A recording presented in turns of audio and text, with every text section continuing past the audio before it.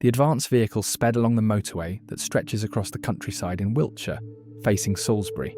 The sleek car, driven by Commander Nathan Dean, was travelling at an incredible speed of 500 kilometres per hour. Despite this speed, the commander skillfully manoeuvred the vehicle, although his thoughts were preoccupied with his meeting the previous night with Commander Helen Briggs of MI6 Special Scientific Intelligence Division. Commander Dean glanced briefly at Stonehenge as he recalled the conversation he had with Commander Briggs when she asked him, "Do you believe in the curse of the ancient Druids, Commander?" Dean was taken aback by the odd question, but replied, "Of course not, Commander. Is there anyone who still believes in this myth in the 21st century?" Commander Briggs smiled and said, "Many, Commander, more than you can imagine." She paused for a moment to press some buttons in front of her and said while pointing to the screen mounted on the wall, "Look at this image, Commander. It is a picture of the first British experimental rocket launched from this facility.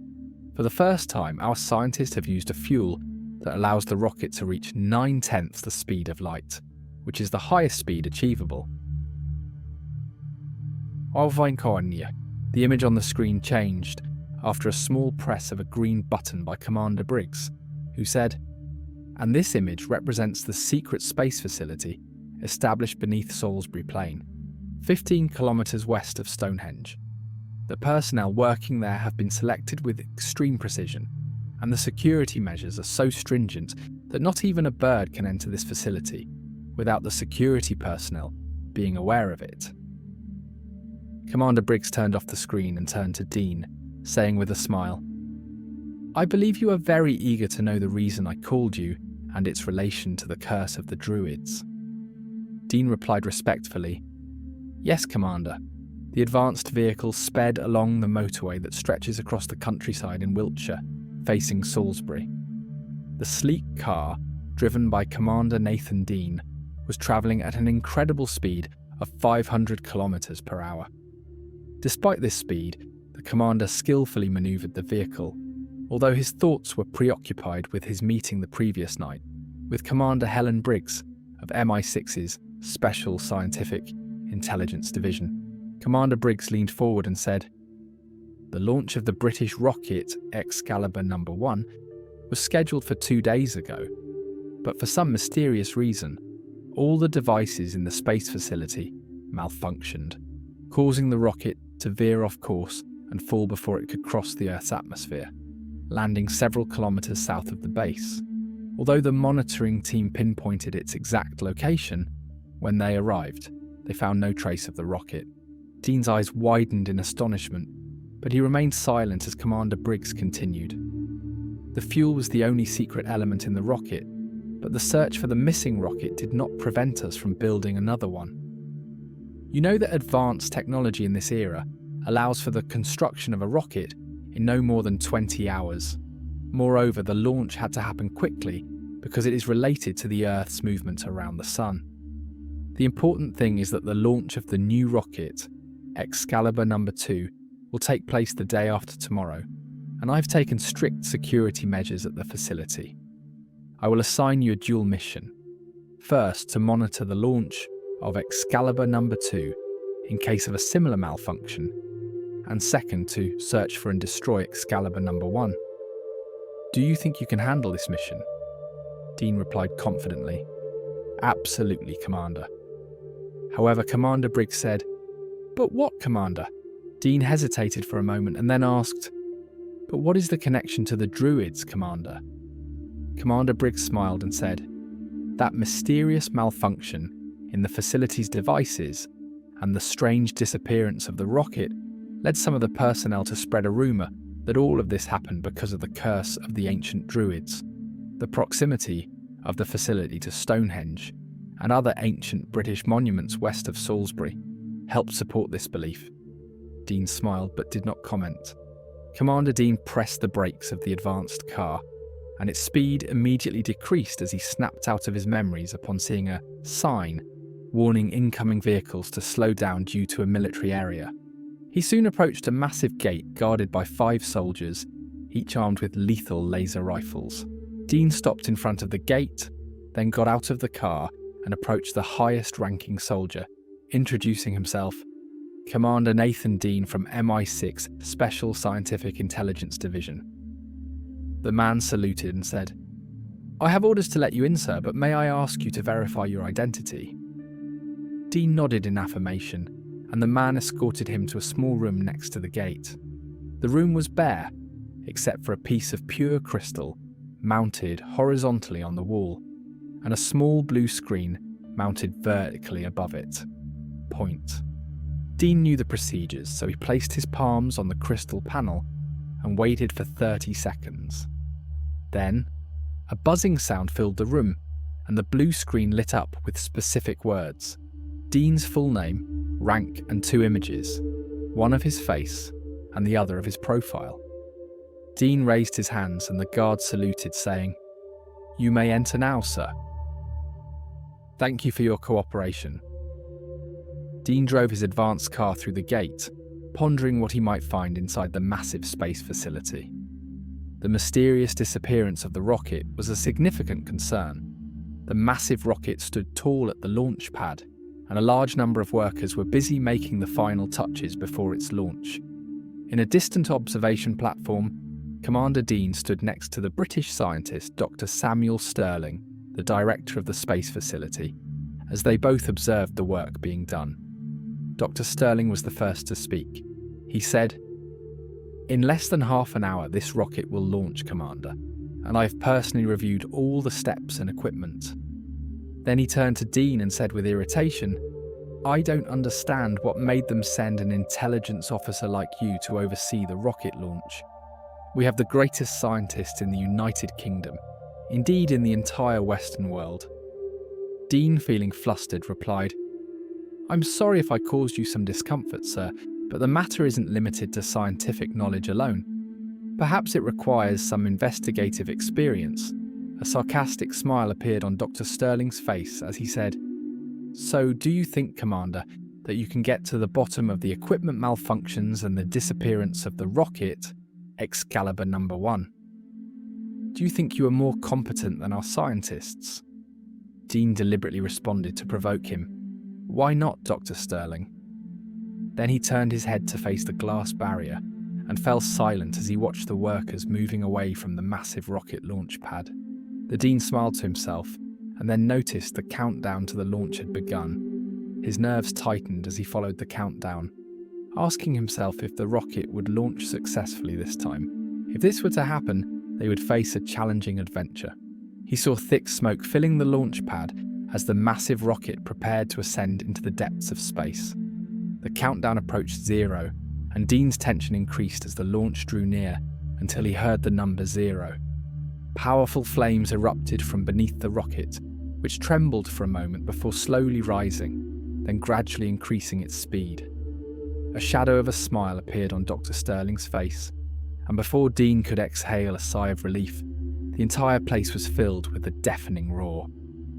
Dr. Sterling's eyes widened in astonishment, and he rushed to the numerous screens that filled the wide room behind them. Dean quickly followed him, only to stop in shock. All the machines were screaming and all the screens were white, as if a madness had struck them. Dean hurriedly looked at his atomic watch and noticed it was also white. So, something was affecting all the machines in this area, causing them to freeze.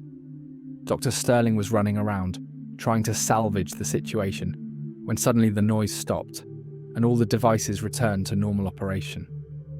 The technicians rushed to work, and Dean saw the astonishment on their faces, concluding the situation before Dr. Sterling said to him sadly, "The rocket has disappeared. It has evaporated. We couldn't find any trace of it." Before Dean could utter a word, one of the technicians shouted, "A message from the monitoring team. The rocket has fallen just like it did the first time, but this time it is several kilometers west of the facility." The coordinates were precise, and it was only a few minutes before Commander Dean's search team was racing across the Wiltshire countryside in advanced vehicles toward the crash site of Excalibur number 2. However, upon reaching the coordinates, there was no trace of the rocket. Despite the team's thorough search of the area, Dean felt suffocated. How could a rocket of such size disappear without a trace? On the way back, bitterness filled his heart when one of the men said to him, "I must say, sir, I am starting to believe in the curse of the Druids. I think this mystery needs an archaeologist." Dean fell silent, thinking, then said in a low voice, "No, it needs a search team." The man looked at him in surprise as Dean continued, "A special kind of team. The luxurious advanced vehicle passed by Avebury Stone Circle, and its driver reduced speed, speaking to the passenger beside him. I was so pleased to receive the message from Commander Dean inviting me to join him again." The passenger, who was none other than Mark, the young radiation expert, smiled and said, "I see that the mysterious intelligence work has drawn you away from your job, Doctor." Ramsey, the young psychiatrist, laughed and said, "As for me, I see it has drawn 3 of us, my dear." Then he said without turning, "Isn't that right, Princess?" Sarah, the communications expert, smiled, enjoying the title bestowed upon her by Ramsey. But she did not respond. Soon the vehicle crossed near ancient British monuments and approached the massive gate of the space facility, passing through 3 identity verification tests before they entered the facility. Commander Dean welcomed them warmly, and everyone sat down, recalling their recent encounter in the case of the death rays. Dean then began to explain the reason for their summons, and as soon as he finished, silence fell over everyone, which Sarah broke by saying, "This resembles a collection of fantasy stories. It's hard to believe that a massive rocket could disappear like this without leaving a trace of its previous existence." Dean smiled and said, "So do I, but we are faced with a reality." "What do you think, Mark?"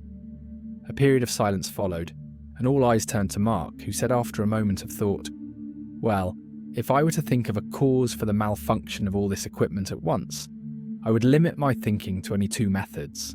The first is to surround the entire area with a strong magnetic field, and the second is to use high-frequency sound waves." Ramsey raised his eyebrows in surprise and repeated, "Sound waves?"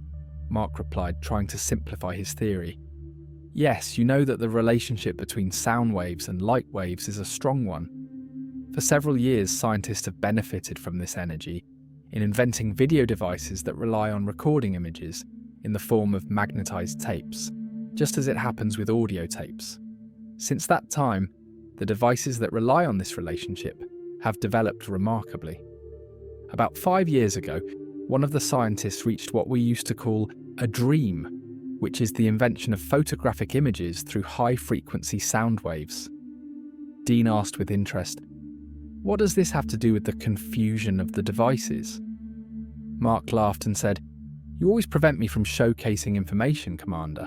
Well, if I send high-frequency sound waves that approach the frequency of light waves, then all devices that depend on sending or receiving either sound or light waves will experience complete confusion." Silence fell for several seconds, then Dean asked, "Do you think this applies to atomic clocks as well?" Mark immediately replied, "Of course.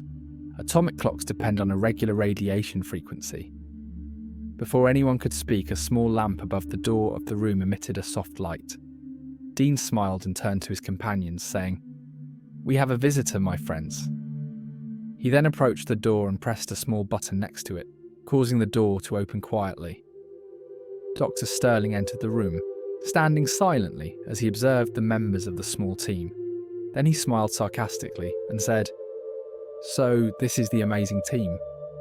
He turned to Dean and said, "So these are the geniuses you sent for. Do you think we are establishing a centre to train youngsters?" Everyone exchanged glances, and then Dean said, "I haven't introduced you to the members of the small team yet. First, let me introduce you to Dr. Sterling, the world-renowned expert in British rocketry, and the commander of the space facility you are honoured to be residing in now." Silence filled the room, and all eyes focused on Dr. Sterling's face, which appeared embarrassed by the polite manner in which Dean had addressed him. Calmly, everyone introduced themselves, and then Dean directed his conversation to Dr. Sterling, saying, "Excuse me, sir, but our friend engineer Mark has a theory that explains the confusion of the devices." Dr. Sterling gave a sarcastic smile as he looked at Mark and said, "This theory was put forth by this young man. He then turned to Mark and said in a mocking tone, "All right, little genius, let's hear what you have." Mark fell silent for a moment, and signs of anger began to appear on his face, but Dean subtly gestured for him to explain his theory. Mark cleared his throat and began to explain the theory in a calm and organised manner. Ramsey's eyes were fixed on Dr. Sterling's face, and the sarcastic smile quickly disappeared from his lips as he followed Mark. As soon as Mark finished explaining his idea, complete silence ensued. Dr. Sterling's expression was frozen, and his gaze was distant. Then he suddenly spoke as if awakening from a long dream. "Wonderful. Did you tell me your age, young man?" His tone had completely changed, no longer containing any hint of sarcasm. Before Mark could answer, he waved his hand and said, No, that doesn't matter." He then quickly walked toward the door of the room, turning back to Mark before leaving and smiling with admiration, then closed the door behind him. Ramsey exclaimed immediately, "What a wonderful man." Everyone turned to him in surprise, and he continued, "He is a true scientist." He didn't feel annoyed that a young man, the age of his son, had come up with a solution to a puzzle he couldn't explain. Rather, he felt admiration. He is a real scientist, and if his reaction had been different, I would have felt annoyed with him, Mark replied, trying to simplify his theory. Yes, you know that the relationship between sound waves and light waves is a strong one. For several years, scientists have benefited from this energy in inventing video devices that rely on recording images in the form of magnetized tapes, just as it happens with audio tapes. Since that time, the devices that rely on this relationship have developed remarkably. About 5 years ago, one of the scientists reached what we used to call a dream, which is the invention of photographic images through high-frequency sound waves. Dean asked with interest, "What does this have to do with the confusion of the devices?" Mark laughed and said, "You always prevent me from showcasing information, Commander. Well, if I send high-frequency sound waves that approach the frequency of light waves, then all devices that depend on sending or receiving either sound or light waves will experience complete confusion." Dean laughed and said playfully to Ramsey, "They say in old sayings, the piper dies while his hands are still playing. You are also a scientist, dear Ramsey, from the top of your head to the tips of your toes." He then turned to Mark and said, "You made us win this round, Mark. I believe Dr. Sterling's treatment of you will change completely from this moment on." Everyone laughed, and then Mark said, "But I won't feel at ease until my theory is confirmed, and I don't know how." Dean turned to Sarah and said, "What do you think, expert in communications?" Sarah paused for a moment, and then said, "I really don't know. All monitoring and tracking devices will experience the same paralysis and confusion with the presence of these high frequencies." Everyone fell silent, thinking, and then Sarah suddenly said, "Tell me, Commander." Dean turned to her, and she continued, "Wasn't the monitoring team able to accurately locate the rocket's landing site on both occasions?" Dean continued, "The place we are heading to is called the Ground Monitoring Center. It is a small building that contains a limited electronic system that monitors the rocket's launch from the moment it leaves the facility until it crosses the Earth's atmosphere. Only 2 men operate this electronic system." Sarah interrupted him by saying, "And you call them the monitoring team?" Dean laughed and said, "That's the old term when it required a number of men. But now, with the development of electronic systems, it no longer needs more than 2. The important thing is that one of these men is Lieutenant Hassan Murad, a young man I worked with during my time at the Royal Military Academy, holds a high rank and is known for his seriousness and commitment. The other person is a newly appointed sergeant named Scott, and the building is surrounded by an electronic security perimeter." 3 minutes from now, Sarah asked, "Tell me, Commander, why isn't the rocket monitored by satellites, especially after the tremendous advancements in this field over the last 10 years? Dean, observing the route carefully, replied, "This very advancement is what prevents its use, Sarah. The space facility must keep its operations highly confidential because many foreign countries are always spying to track our progress. And this is, of course, done through advanced satellites. Therefore, it was essential to surround the facility with a jamming field to prevent them from capturing images and information. If this jamming were to stop for even a fraction of a second, these satellites would succeed in uncovering the facility's secrets. Thus, it is crucial not to rely on our satellites to monitor and track the rocket launch until it has crossed the Earth's atmosphere. She said, "Why not establish a very secret frequency that allows our satellites to evade this jamming?" Dean smiled and said, "That's an interesting suggestion. I will present it in your name to the authorities. Get ready, as we have reached the electronic security perimeter, and we will stop briefly to allow our devices to pass." Commander Dean pressed the brake pedal, and the car quickly slowed down and stopped in front of a solitary pole with a faint moving light at the top. Dean got out of the vehicle and approached the pole while pulling something from his belt. Sarah asked him as he walked, "Where is the security belt? I don't see any images of a solitary pole." Dean laughed as he pulled out a small card and inserted it into a small hole in the pole. The light at the top of the pole intensified, then dimmed and stopped moving. Dean returned to the car and drove past the security perimeter next to the pole. Sarah, observing Dean, said, "Let me guess. This pole is part of a series of poles that send regular waves between them, forming an impenetrable barrier. Is my conclusion correct?" Dean laughed as he skillfully stopped in front of the small building and said, "Exactly." 3 minutes from now, Sarah asked, "Tell me, Commander, why isn't the rocket monitored by satellites, especially after the tremendous advancements in this field over the last 10 years? Dean, observing the route carefully, replied, "This very advancement is what prevents its use, Sarah. The space facility must keep its operations highly confidential, because many foreign countries are always spying to track our progress. And this is, of course, done through advanced satellites. Therefore, it was essential to surround the facility with a jamming field to prevent them from capturing images and information. If this jamming were to stop for even a fraction of a second, these satellites would succeed in uncovering the facility's secrets.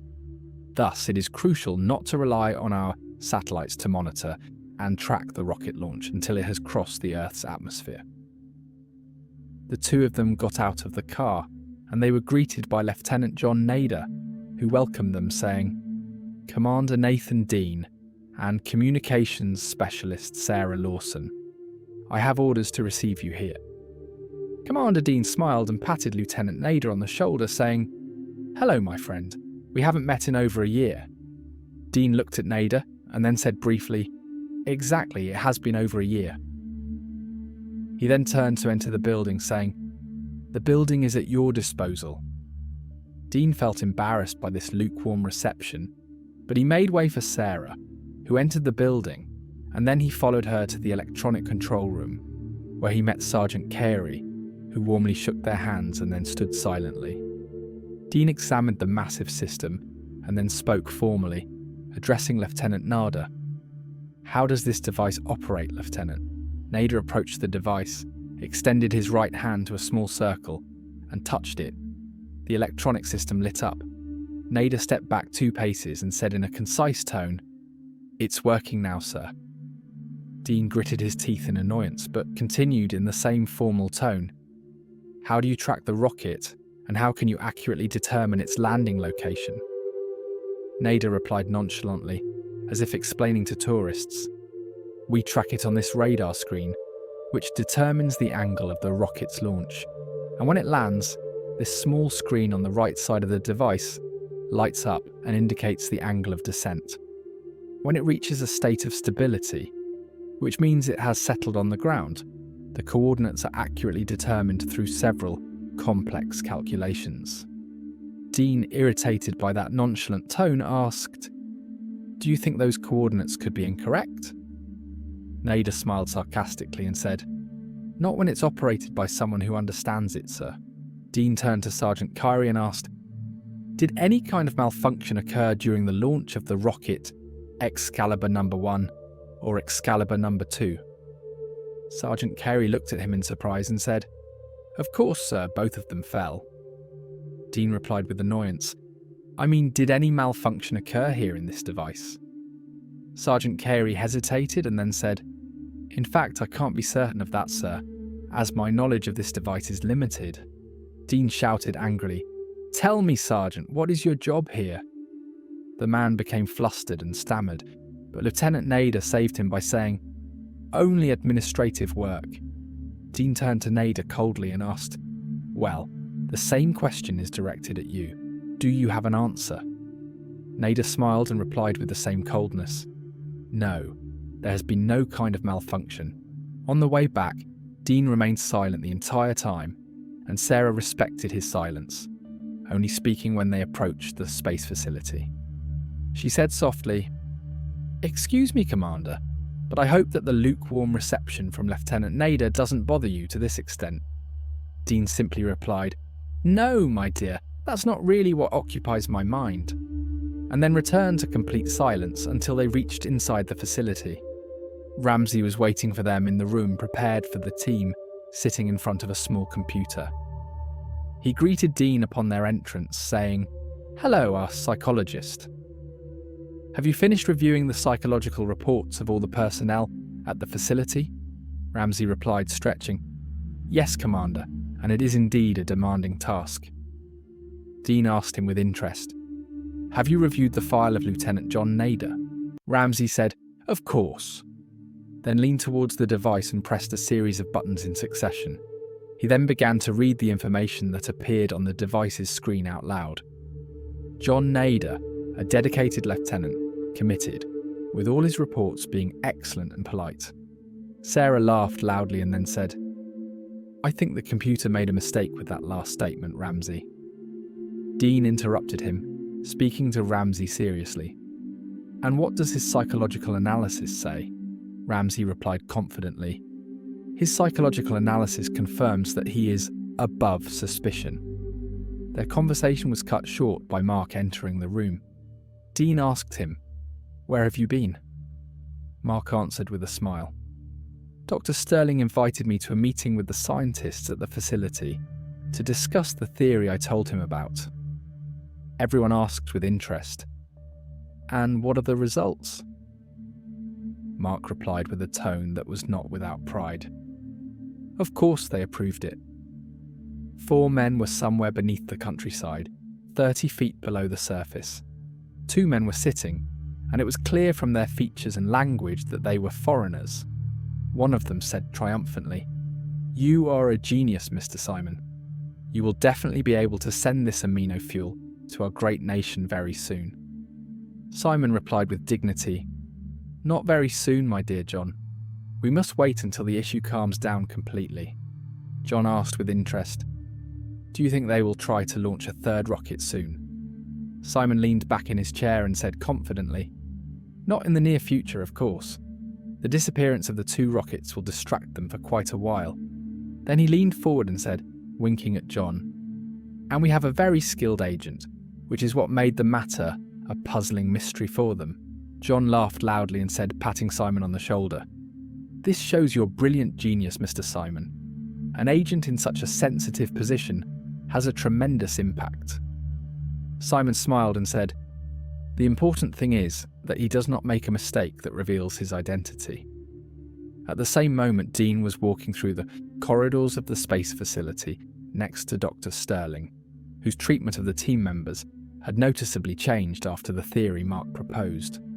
They were heading towards the rocket guidance room at the facility when Dr. Sterling said, I am pleased to introduce you to Dr. Maxwell Monroe, the expert in British guidance.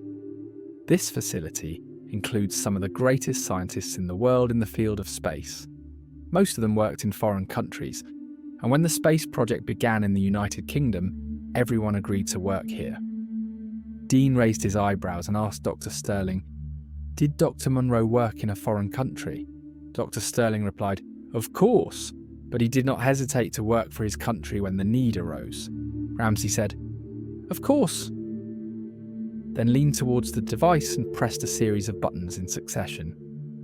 He then began to read the information that appeared on the device's screen, out loud. John Nader, a dedicated lieutenant committed, with all his reports being excellent and polite. Sarah laughed loudly and then said, "I think the computer made a mistake with that last statement, Ramsey." Dean interrupted him, speaking to Ramsey seriously. "And what does his psychological analysis say?" Ramsey replied confidently, "His psychological analysis confirms that he is above suspicion." Their conversation was cut short by Mark entering the room. Dean asked him, "Where have you been?" Mark answered with a smile. "Dr. Sterling invited me to a meeting with the scientists at the facility to discuss the theory I told him about." Everyone asked with interest, "And what are the results?" Mark replied with a tone that was not without pride. Of course they approved it. Dr. Monroe welcomed them warmly and said to Dean, "They say you are a smart young man, Commander. I believe they are not mistaken in such a matter, as the signs of intelligence are clear in your features." Dean's face turned red with embarrassment, as it always did whenever he heard someone praise him. He then asked Dr. Monroe, "I am eager to know how to guide the rocket, so I hope I am not burdening you with a request for a simplified explanation." Dr. Monroe replied warmly, "Yes, I would be happy to. Come, look at this screen. You will find it divided into two perpendicular axes, one vertical on the side of the screen and the other horizontal at the bottom. Before the rocket launches, it is represented here on the screen by a vertical line passing through its centre, and it must form a right angle with the horizontal axis before launch. A plan is set for guiding the rocket to reach its target." He pointed to several buttons lined up under the screen and said, "By using these buttons correctly, you need to have great expertise, of course. The rocket's trajectory is controlled so that it launches at the same angle we need, which is represented on the screen by a slanted vertical line that creates the required angle with the horizontal axis." Dean asked with interest, "Don't you think that using the computer achieves better results?" "Certainly, when implementing the established plan," Dr. Monroe replied with a smile. Dean said, examining Dr. Monroe closely, "Of course, it allows for control over the rocket's guidance, even if the established plan is not followed."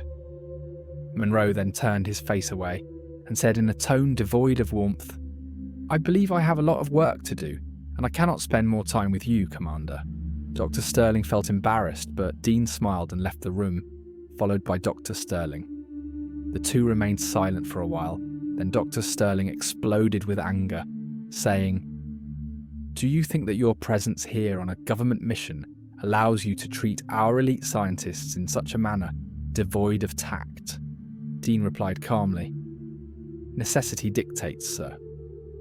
He then pointed to a tall antenna in the middle of the facility and asked Dr. Sterling, "What is this antenna doing in the middle of the facility?"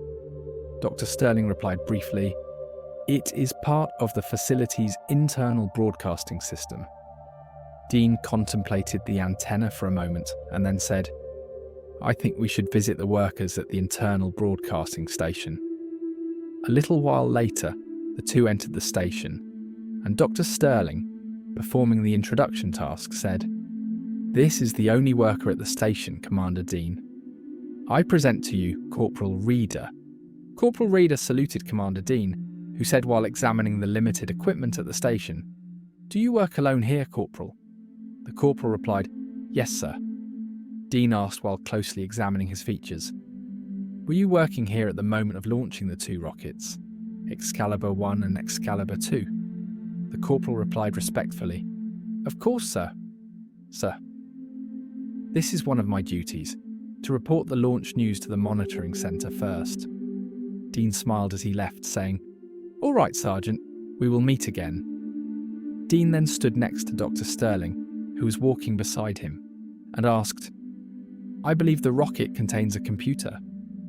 Dr. Sterling replied, "Yes, and I know you will ask me who developed the program for this computer. It is a young scientist who has just returned from one of the foreign countries named Dr. Felix Ward. Of course, you will want to meet him. All right, we will go to him together." Then he suddenly stopped walking, turned to Dean and said angrily, But I warn you, he is a very polite young man, and if you approach him in a provocative manner..." Dean interrupted him with a smile and said, "Don't worry, sir." Dr. Sterling, turning left, said, "All right, let's go meet him." Dr. Ward was indeed polite. He welcomed them warmly and generously, offering them a light drink, and began talking about his work. Dean interrupted him, saying, "Have you prepared the programs for the 2 rockets, Dr. Ward?" Dr. Ward stammered, "Yes, I know the launches failed both times, but the programs were..." Dean cut him off, asking, "Have you prepared many programs, Dr. Ward?" Dr. Ward smiled and said proudly, "More than I can remember. I've spent my entire life preparing them." Dean, examining his face, asked, "Has any of them ever failed?" Dr. Ward stammered again, "Only once, and I paid the price. The device exploded and disfigured my face completely." Dean looked at Dr. Ward's face in astonishment and asked, "Disfigured? I don't see any disfigurement on your face." Dr. Sterling laughed and said, looking at Dean with a smirk, "Cosmetic surgery has advanced remarkably, Commander, since the invention of synthetic skin in 1984. Look how young you are." Dean ignored Dr. Sterling's mocking tone and asked Dr. Ward, "And how can the face be restored to its natural shape with such precision?" Dr. Ward replied, "It's not that difficult, but in my case, due to the severity of the disfigurement, the doctors used a model of my face before the disfigurement." Dr. Sterling chuckled and said to Dean, "I told you, you are young, Commander." Together they headed to the programming room, and Dean shook Dr. Sterling's hand as he was leaving, saying, "Thank you for your attention to following up on this matter with me, Dr. Sterling." As soon as Dr. Sterling left, Dean thought to himself, "It's time to discuss everything I have with the team." 5 of the team members gathered in the special room at the space facility. After Dean explained his tour of the facility with Dr. Sterling, Ramsey said, "So you have your suspicions about 4 men, specifically those who hold the 4 sensitive positions that affect the rocket's trajectory and the transmission of high-frequency waves, or the determination of the coordinates for the landing." Dean replied, "Exactly. Let's start from the moment of the rocket launch. Dr. Munro could have changed the launch angle of the rocket so that it deviates from its path immediately after launch. Similarly, Dr. Ward could have programmed a change via the computer inside the rocket so that it heads in a different direction after launch, especially since he knows the rocket will disappear, and the different program inside it won't be found. Moreover, Corporal Reader could easily broadcast high-frequency waves through the internal broadcasting antenna with the help of a special device. This theory is supported by the fact that the monitoring devices were not disturbed, as they were located outside the facility. Additionally, Lieutenant Nalder could provide false coordinates. Mark, frowning, said, "So each of them has the means to cause a malfunction in the rocket." Dean replied, pointing at Mark, "Exactly, but which of them has the motive?" Sarah said, "We learned from Ramsey that the reports on the 4 are excellent. Could it be that the responsible party is from outside the facility?" Dean paused for a moment, crossing his arms, then said, "Yes, but the project is surrounded by extreme secrecy, which leads me to believe there must be an insider in the project. Otherwise, why would the devices be disrupted at the right moment?" Dean returned to his silent thoughts and then said hesitantly, "And there is something, an event. I don't know." Ramsey asked attentively, "Do you mean something caught your attention?" Dean hesitated and said, "Not exactly. I don't know how to explain it. There is something I heard or noticed that lit a red light in my mind. I feel the heat of this light, but I don't know what it is exactly. Do you understand me?" Dean ignored Dr. Sterling's mocking tone and asked Dr. Ward, "And how can the face be restored to its natural shape with such precision?" Dr. Ward replied, "It's not that difficult, but in my case, due to the severity of the disfigurement, the doctors used a model of my face before the disfigurement." Dr. Sterling chuckled and said to Dean, "I told you were young, Commander." Together they headed to the programming room, and Dean shook Dr. Sterling's hand as he was leaving, saying, Thank you for your attention to following up on this matter with me, Dr. Sterling. As soon as Dr. Sterling left, Dean thought to himself, "It's time to discuss everything I have with the team." Ramsey replied warmly, "Of course, I know this feeling well. It is exactly like what happens to someone who glances at a room they are used to seeing up close, then feels a strong sensation that something has changed in that room, but they cannot pinpoint exactly what that change is. However, their subconscious refuses to let the matter go and keeps insisting on their eyes continuously. Often, the conscious mind suddenly becomes aware of the type of difference, and this can happen when seeing something similar. For example, a person might see a bouquet of flowers and suddenly recall a scene of a painting depicting a flower that was hanging on the side of the room, but its location has changed. Additionally, psychology sometimes uses hypnosis, which yields excellent results in this field." Dean gestured with his hand and said, "All right, let's set this matter aside for now and think together about how we can find the insider. I believe that catching the insider is the first step in solving the mystery of the 2 rockets' disappearance." Sarah said, "If the suspicions are limited to just these 4, we cannot monitor them in hopes that one of them will make a mistake that reveals them." Mark said, "I don't think this plan will succeed. It is difficult for anyone to make a mistake on such a sensitive site, and this could take a long time, disrupting the amino fuel project for invading galaxies." At this point, Dean said, "Unless..." The 3 turned to him and Sarah asked, "Unless what?" Dean replied without hesitation, "Unless we launch another rocket, the 3rd rocket." Dr. Sterling shouted at Dean, "A 3rd rocket? Impossible. We can't take that risk before solving the puzzle. Do you know how much it costs to launch a 3rd rocket?" Dean calmly replied, "I know exactly, sir, but this is the only way to quickly uncover the spy." Dr. Sterling shouted angrily, "A spy here in my facility? Don't you think you're giving yourself too much authority, Commander? I trust every scientist on our team."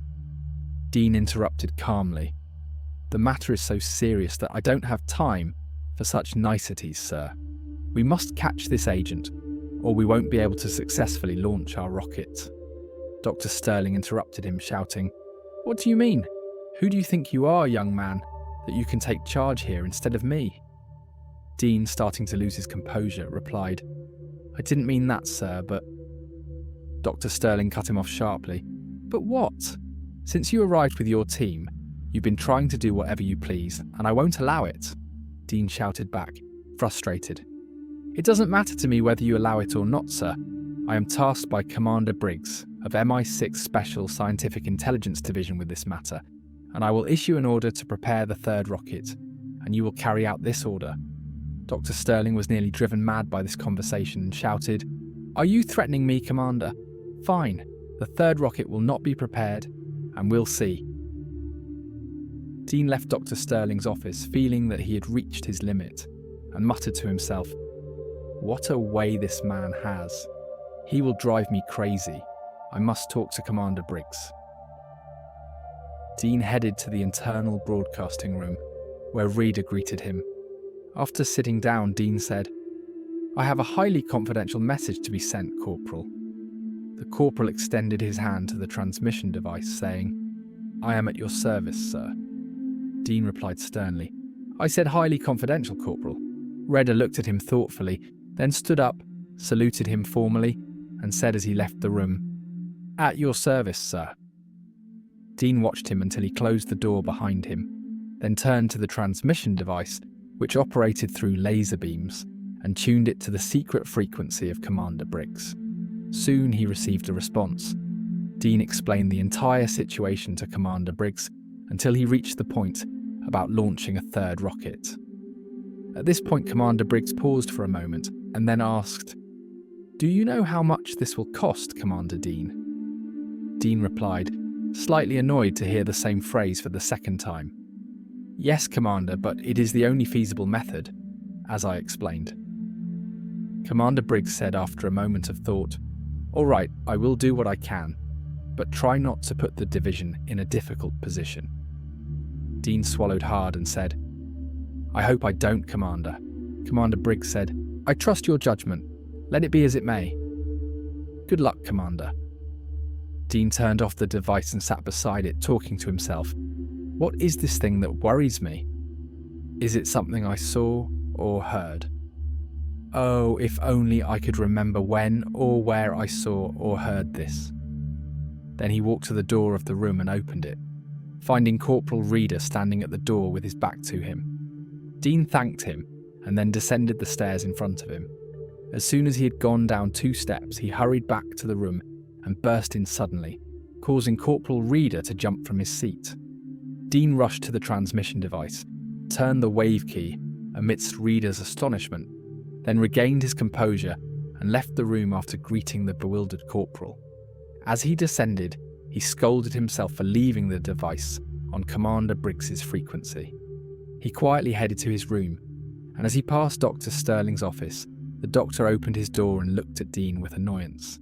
Dean returned the gaze and Dr. Sterling initiated the conversation. Where did you go, Commander, after leaving my office? Dean smiled and said, To the broadcasting room. Why? Dr. Sterling asked as he returned to his office. That's what I expected, Dean replied, grabbing his arm and asking, Why do you ask me, sir? Dr. Sterling pulled his arm away from Dean's grip and said with irritation, It seems your relationship is strong, Commander. Dean asked him, What do you mean, sir? Dr. Sterling replied angrily before closing the door to his office. The Prime Minister just spoke to me. They have decided to take the risk of launching the 3rd rocket. Commander Briggs said, I trust your judgment. Let it be as it may. Good luck, Commander. The intelligence struggle continued. John contemplated the huge tanks filled with amino fuel and then turned to Simon, saying, I still wonder how we will manage to transport this amount to our country. Simon confidently replied, The time hasn't come yet. Besides, we don't need to transport all of it. We just need to fill a small bottle, and then our scientists can analyse it and produce millions of tons in record time. John smiled and said, looking at Simon with admiration, You are the treasure of our country, Mr. Simon. Our intelligence has made a great choice. A shadow of a smile appeared on Simon's face as he said, There is no doubt that our intelligence is the greatest agency in the whole world. John laughed and said, Yes, and you are a perfect example of that. How did this brilliant plan come about? A tone of pride was evident in Simon's eyes as he said, It's a simple plan despite its complexity. This hideout, for example, has been under secret Allied leadership for many years during World War II, and since the British are still unaware of its location, it is excellent for hiding.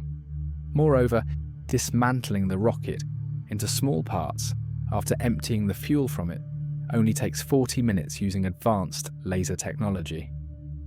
John said with admiration, But your genius shines in devising the plan that allows you to obtain these components, in addition to the components needed for fuel transfer and concealing parts of the rocket. Simon said seriously, Don't forget that our agent's work was crucial to the success of this plan. At that moment, one of the men entered the room and handed a paper to John, who read it, furrowing his brows, then handed it to Simon, saying, It's a message from our agent containing highly dangerous information. Simon took the paper and read it coolly, then returned it to John, saying calmly, It's not that dangerous, sir. Then he smiled arrogantly and said, Do you think that the young man from MI6 is going to scare Simon, or even affect his plan? He must be one of their strongest men, otherwise they wouldn't have sent him on such a mission. Simon smiled and said calmly, Rest assured, it's a battle of wits and no British officer will defeat me in it. Simon did not realise that at that moment, the young MI6 officer was meeting with his team in a secret meeting to prepare plans to uncover the mystery of the rocket's disappearance. Commander Dean was saying to his colleagues, As we agreed, comrades, our suspicion has narrowed down to 4 men, and the plan depends on monitoring these 4 men during the launch test of the 3rd rocket. Each of us will monitor the man that suits him. Ramsey interrupted, saying, Then I will monitor Dr. Monroe for both of our expertise in dealing with the rays. But Sarah asked Dean, "What about me?" Sarah laughed and said, casting a glance at Ramsey, "I understood what Ramsey meant, Commander. He means that the only place suitable for me is the monitoring centre, but that means I will be alone with 2 men, one of whom might be the spy." Then Dean thought for a moment and said, "He is right. Well, one of the 4 men does not need to be monitored during the rocket launch." The 3 looked at him questioningly, and he said, "It's Dr. Ward, not because he is ruled out as an agent, but because his work is done before the rocket launch, not during it." Mark suggested, "In this case, I propose that both Sarah and Ramsey follow the monitoring centre, and since I will take care of Dr. Monroe, you, Commander, will only have Corporal Reader left." Dean said calmly, "Exactly, and the thought of a successful launch of the 3rd rocket is largely reassuring.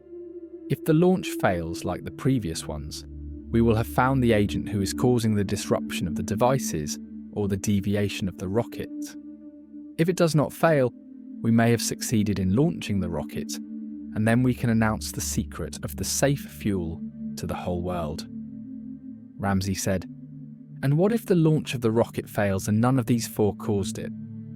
Everyone fell silent, and Dean said, "We will have failed, my friends." Silence fell over everyone again. Then Ramsey broke it by saying, "You previously told us, Commander, about the surgery that Dr. Ward underwent." Dean asked him, "Do you mean cosmetic surgery?" Ramsey replied, "Yes, is it possible that this man is not the real Dr. Ward?" A complete silence ensued, and all eyes turned to Dean, who said after a brief moment, "A serious possibility, dear Doctor. It is known that the advancements in cosmetic surgery have become almost magical. I will investigate this immediately." Sarah asked him before he left the room, "When will the 3rd rocket be launched, Commander?" Dean smiled and said, "Tomorrow at 7 in the morning, unless something prevents it." This was not a secret to Simon, who was receiving a new message from the agent. He smiled after reading it and said to John, "So they will announce the launch of the 3rd rocket." John said nervously, "That's what I feared." Simon laughed and said, reproaching John, "You underestimate me, dear John. They will help us a lot by launching this rocket." John's eyes widened in astonishment, and he asked, "How?" Simon replied calmly and arrogantly, 2 agents will follow the usual plan, and the launch of the 3rd rocket will fail again. Then we will take the opportunity to transfer the amount of fuel we need out of the area." John asked with interest, "They help us? How is that?" Simon laughed and said, "Did I not tell you that you underestimate me, dear John? Did we not have 2 goals for this plan? To obtain a reasonable amount of safe fuel, and to prevent the launch of the British rocket? Well, we will prevent the launch of the rocket, and we will take the security precautions during the launch. We will prevent the planes from flying in the area, and the way will be clear for us to receive our advanced vehicles with a huge bottle filled with safe fuel. In the meantime, our men will cut the 3rd rocket, which will certainly fall." John smiled and said with admiration, "Did I not tell you that you are a genius, Simon?" Simon leaned back in his chair and closed his eyes, saying coldly, I know that, my friend." Preparations were underway for the launch of the 3rd rocket Excalibur. Dean stood with his team members watching what was happening and said to Sarah and Ramsey, "You need to head to the monitoring centre now." Then he took a laser pistol from his belt and handed it to Ramsey, asking him, "Do you know how to use this?" Ramsey took the pistol in his hand and said, "Yes, to a large extent. But do you expect some violence?" Dean replied briefly, turning to Mark, "Perhaps. And you, Mark, need to monitor Dr. Monroe closely during the rocket's guidance. But remember, do not interfere in his work unless the rocket deviates or the devices malfunction."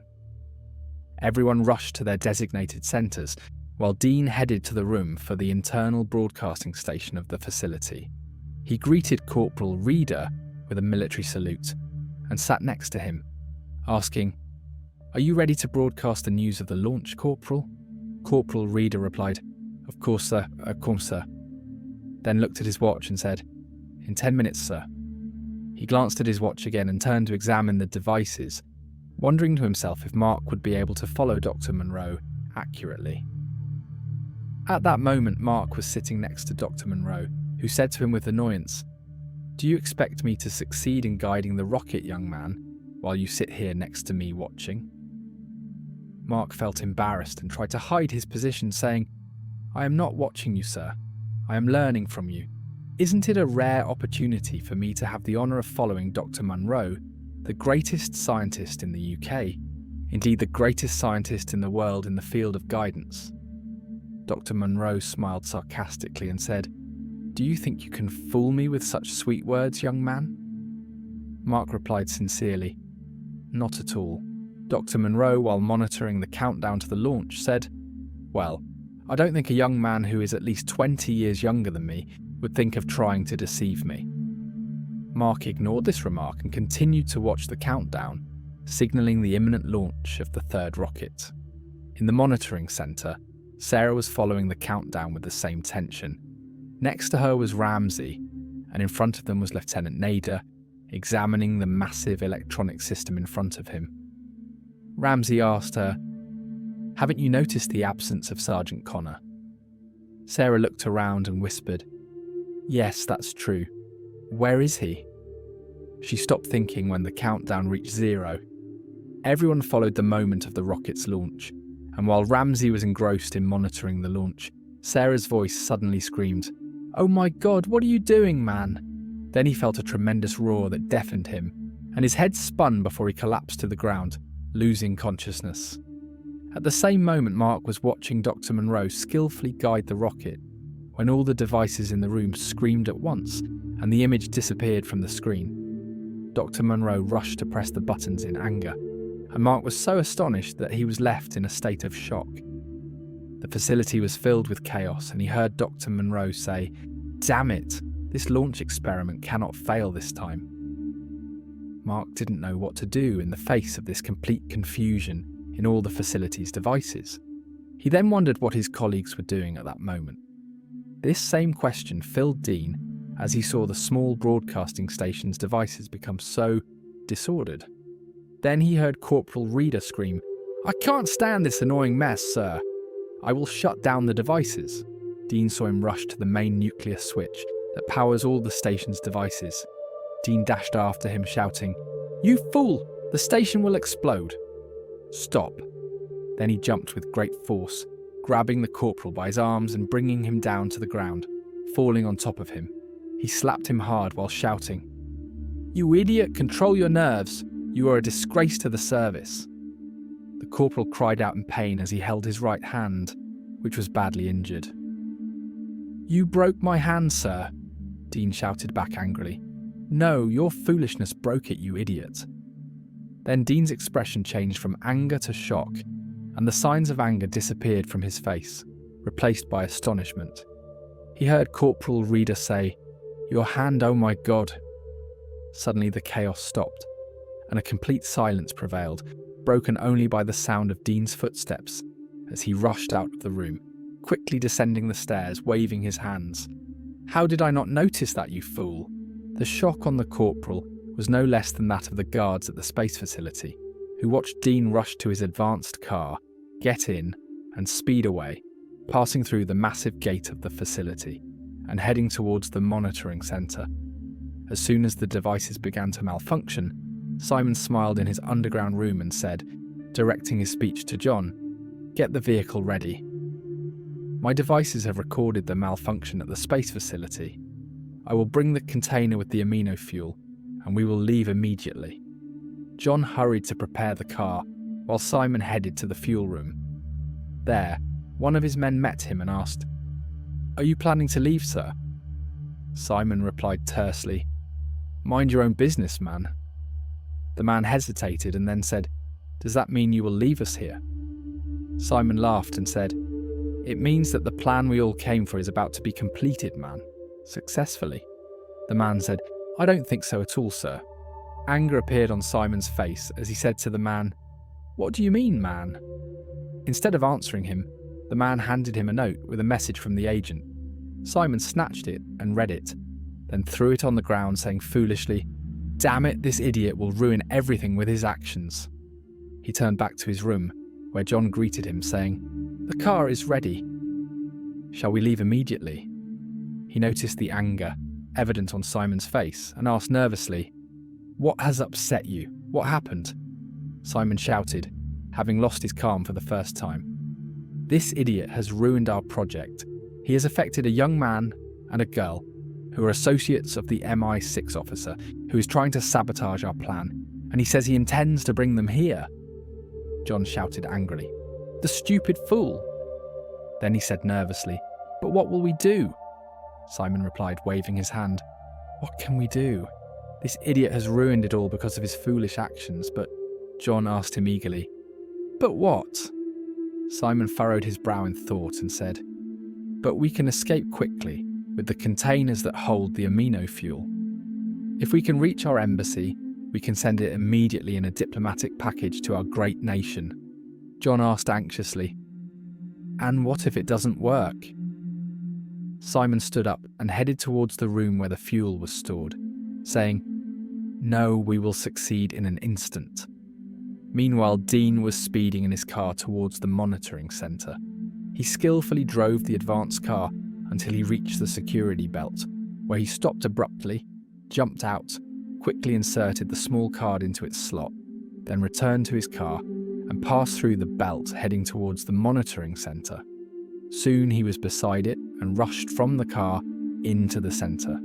The place was empty, except for the body of a man in a formal suit, lying face down in front of the massive electronic system. Dean rushed to him, turned him over, and recoiled at the sight of his disfigured face. But he took a quick glance at his rank, then stood up and said, "Oh, the poor man. He was a victim of the agent." He quickly returned to his car and pulled out a small cylindrical device, holding it up to his eyes. Soon he noticed a small thermal line heading east from the centre. He returned the cylindrical device to the car, got in, and took off, following the thermal line. He said to himself, "If I can manage to save Sarah and Ramsey, I owe it all to the scientific advancements that allowed me to use this device, which tracks the residual particles from the nuclear fuel that modern cars run on, relying on the heat left by this fuel." His thoughts were interrupted when he spotted Ramsey's luxurious advanced car speeding ahead of him. Dean sped after the car, and soon its driver noticed him, letting out a devilish laugh as he spoke to Sarah and Ramsey, who were seated behind him, bound to their seats. "Here comes your brave leader. He's making a tremendous effort to catch up with me." "Well, let him try," he said, then burst into a terrifying laugh that filled Sarah with dread as she feared this agent would attack her commander, Dean. In just moments, Dean's car was racing alongside the car driven by the treacherous agent, and a fierce manoeuvring began between the two skilled drivers. Dean thought to himself, "So you're skilled, you traitor. Well, let's play a game called The Coward." He then swerved his car to the left, forcing the other driver to swerve in the same way, and they ended up next to each other until they faced a gate of an ancient British monument. Here, Dean slowed down his car, then returned to his original speed as he sped behind the other car. The driver of the other car saw the monument gate approaching and knew it was too narrow for his car to pass through. He tried to swerve to the right, but Dean had blocked his way. The same happened when he tried to swerve to the left. He was left with the options of crashing into the monument or stopping. The driver shouted in anger, "Damn it!" and slammed on the brakes, causing his car to spin around and stop just steps away from crashing into the monument. Dean stopped his car with equal force, jumped out with his radiation pistol in hand, and rushed towards the other car, opening its door. But he was met with a devilish laugh and a sight that froze the blood in his veins. The agent was pointing his weapon at Sarah's head, fear evident in her eyes. The agent mockingly said, "Tell me, brave leader, which is more important to you, your friend or your country?" Dean still aimed his weapon at the agent, casting a quick glance at Sarah's face, and said, "What do you think, our psychiatrist?" Ramsey replied firmly, "No, the country, Commander." Dean smiled and asked Sarah, "And you, Sarah?" Sarah looked at the terrifying weapon aimed at her head. Then her expression changed, and calm replaced the fear on her face as she said to Dean quietly, "The country."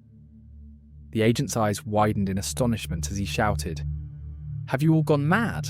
Are you willing to sacrifice your life for the country? How foolish of you." Dean, aiming his pistol at the agent's head, prepared to fire and said, "No, for all our heads if necessary, you filthy traitor." The agent saw the determination and resolve on Dean's face, so he threw down his weapon and shouted in panic, "No, no, if you are fools, then I am not."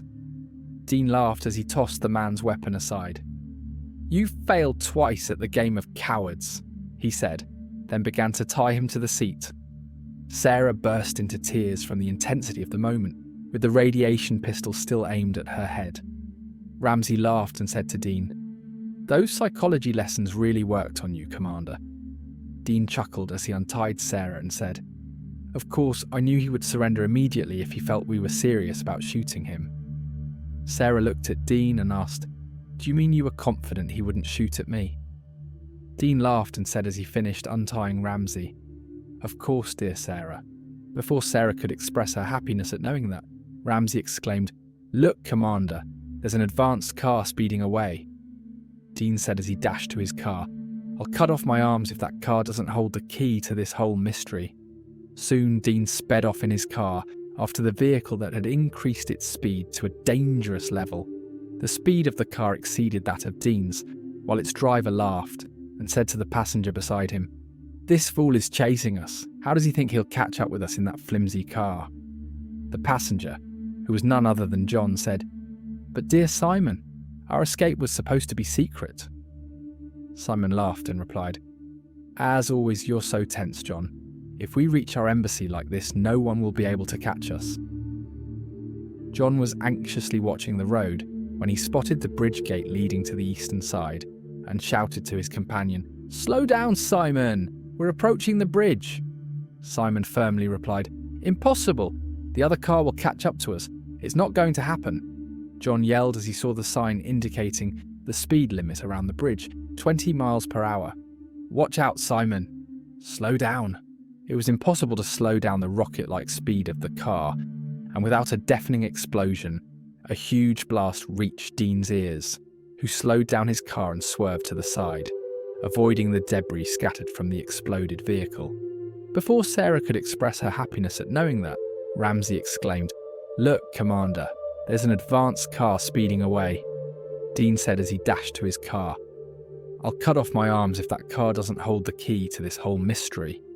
Dean stopped his car and began to contemplate the raging flames and the rescue workers rushing to the wrecked vehicle in a desperate attempt to extinguish the fire. He thought to himself, what a horrible death, and worse, the fuel they were carrying must have intensified the flames. How I hate destruction, but this is what they deserve. He then drove his car back to the space facility where he had left Sarah, Ramsey and the spy, unaware that those he referred to as a group were not just two men from a major intelligence agency. Dean said, addressing Commander Briggs through the radio station at the space facility, "Everyone has surrendered, Commander, after our spy fully confessed and guided us to the secret hideout used by the intelligence agents of this country. We found all the missing fuel supplies inside, except for the small amount that ignited during the explosion of the vehicle that carried Simon and John, the two intelligence agents who led this case." Commander Briggs did not hide her admiration when she said to Dean, "I had no doubt about you, Commander. You and your team have done a wonderful job. The Prime Minister has awarded you the highest medal in the country and invites you all to meet him as soon as you return." Then she asked with interest, "By the way, when will you return, Commander?" Dean replied, "As soon as we finish launching the new rocket, Commander." Commander Briggs smiled and said, "Well, Commander, you know, of course, that the new rocket is number one, and the failure of the other rockets will remain a secret." Dean replied, "Of course, Commander." Commander Briggs asked before ending the conversation, "You mentioned at the beginning of our talk that you had a comment, Commander, didn't you?" Dean replied with interest, "Yes, Commander. In fact, I was troubled by the presence of so many intelligence agents in the hideout, and I believe that means we need to reconsider security measures here." Commander Briggs smiled and said, of course, Commander. By the way, I apologise for what happened to your friend, Lieutenant John Nader." Dean, feeling deep sorrow, said, "He was martyred for duty, Commander." The conversation ended, and Dean sat next to the transmission device and called Corporal Reader, who entered the room with his right arm in a pink cast. Dean laughed and said to him, "I'm sorry for what happened to your hand, Corporal, but you can be proud that your hand played a crucial role in solving this mystery." Dean continued to laugh at the look of astonishment on the Corporal's face and said, "You'll understand everything soon, my friend." He then left the room, heading to Dr. Sterling's office, who welcomed him warmly and shook his hand, saying in a friendly tone, "Welcome, hero. I apologise for everything I said before about your team." The blood rushed to Dean's face, as it always did when he received praise. He then turned to the room where his small team and the scientists, Monroe, Ward and others, were sitting. Everyone was eager to hear Dean talk about how he solved this mystery. Dr. Monroe asked eagerly, "Tell me, you genius young man, how did you come to uncover the solution?" Dean smiled and moved to an empty seat, sitting down and looking at them, until Sarah shouted, "I can't take it anymore, Commander. Please tell us." Dean laughed and said, "All right, let's start from my first visit to the monitoring centre. I was amazed at the lukewarm reception I received from Lieutenant John Nader and his aggressive way of explaining how the monitoring device worked. Do you remember, Sarah, how I was silent when we returned from the centre that time?" Sarah replied, "Yes, I thought it was because of that reception." Dean laughed, saying, "Not at all. It was because of a scene I saw at the centre that I couldn't remember or recall, even though it kept nagging at me and alerting me to the presence of something wrong. Then I came back here and met Dr. Monroe and Dr. Ward. Both were in charge of a sensitive centre that allowed them to work on the rocket's deviation, and yet that scene kept nagging at my mind. Do you remember, Ramsey? The day we talked about it, and you said that the scene would jump back into my memory when a similar event occurred?" Ramsey nodded in agreement but remained silent, wanting to hear Dean's explanation. Dean continued, "That event only happened on the night the third rocket was launched. I was with Corporal Reader in the radio station room when the devices became chaotic, and a loud buzzing sound erupted that was unbearable for the Corporal. He tried to cut the nuclear switch, and when I tried to stop him, he fell, and I fell on top of him, which led to his right hand being crushed. At that moment, the scene jumped into my mind just as you predicted, you brilliant psychiatrist." The scene then jumped into Dean's mind, recalling the conversation that took place in Dr. Ward's office when they talked about the amazing progress made in cosmetic surgery in recent years. Suddenly, and without any preamble, the entire puzzle jumped into Dr. Monroe's mind. He sighed and said with annoyance, "I notice that you haven't told us anything yet, young man." Dean laughed and said, "You need to be patient, Dr. Monroe. I will tell you everything. Do you remember, Sarah, when I talked to you about Lieutenant Nader when we first went to the centre? Do you remember that I said he was left-handed, meaning he uses his left hand all the time? But when we asked him to show us how the device works, he automatically extended his right hand to the circle that starts the device. This is the scene that puzzled me. It is known that a left-handed person automatically uses their left hand when doing something. This scene only came to my mind when Corporal Reader's right hand was injured. If we connect these events, we would know that the man we met at the monitoring centre was not Lieutenant Nader, but rather a lookalike, an ordinary man who resembled him in body and voice. He underwent a successful cosmetic surgery that transformed him into a likeness of Nader after the original Nader was disposed of for refusing to cooperate with the spies. This explains the lukewarm reception and the aggressive demeanour Dr. Ward asked him with interest. "And how do you explain the disappearance of the rocket?" Dean smiled and said, "The presence of the spy at the monitoring centre explains everything. It would be easy for him to give us false coordinates that are far from the actual coordinates. While we were searching for the rocket in the wrong place, the spies could have cut it up with laser beams and taken it to their hideout. Dr. Sterling asked. And the high-frequency waves? Dean replied, he was sending them from the monitoring centre itself, which explains why the centre's devices were not confused like all the devices in the area. He was exploiting the presence of Sergeant Connor, as the latter was completely unaware of how this device worked. But when Sarah was in the room, and since she is an expert in communications and tracking, she immediately discovered that he was emitting waves and tried to stop him. All he did was emit high-frequency sound waves that caused them to faint. When he tried to move them to Ramsey's car, Sergeant Connor arrived, and the spy shot him with a laser beam, disfiguring his face and killing him instantly. Then what you all know happened. Dr. Sterling interrupted with an admiring tone. You are a genius, young man. You have a completely scientific mind. I congratulate you. He then got up from behind his desk, approached Dean, and shook his hand warmly, signalling the conclusion. Commander Dean stood next to his colleagues on the glass observation platform, watching the technicians at the facility as they put the finishing touches on the rocket before the countdown began.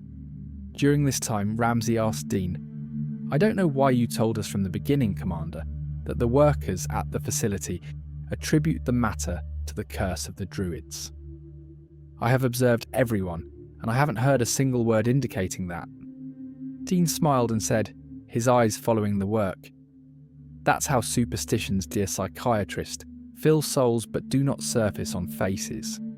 Believe me, if there is any confusion with the devices this time, I will believe in the curse of the Druids. Everyone laughed at his joke, and Dr. Sterling said, Your heroism, young man, has played the biggest role in erasing this superstition from the minds of the workers here. Dean looked around and asked Sarah, Where is Mark? Ramsey laughed and said, He is following the rocket's guidance with Dr. Monroe. Then he winked, saying, And at the invitation of Dr. Monroe himself this time. Everyone laughed until Dr. Sterling pointed out, Wait, the countdown has begun. Everyone started following the countdown in anticipation of the rocket launch, and Dean felt the tension rising within him as the countdown approached 0. He trembled for a moment when he heard the word 0 and saw the flames erupt from the bottom of the massive rocket, which trembled like him. Then it began to rise slowly, increasing its speed until it became a line of fire cutting its way into outer space, then disappeared completely. At that moment, the facility shook with a cry of victory, and Dr. Sterling shouted happily, This rocket is a symbol of your victory, heroes. That same evening, during the celebration held by the workers at the facility in honour of Commander Dean and his team, Corporal Reader announced through the internal radio station that the news was broadcasting information about the rocket launch. Everyone listened to the following statement. Global news agencies reported today the launch of the British experimental rocket Excalibur No. 1. This rocket is the first experiment to use the new amino fuel, which surpasses atomic fuel by 9 times. The rocket has launched, heading towards the edges of the galaxy.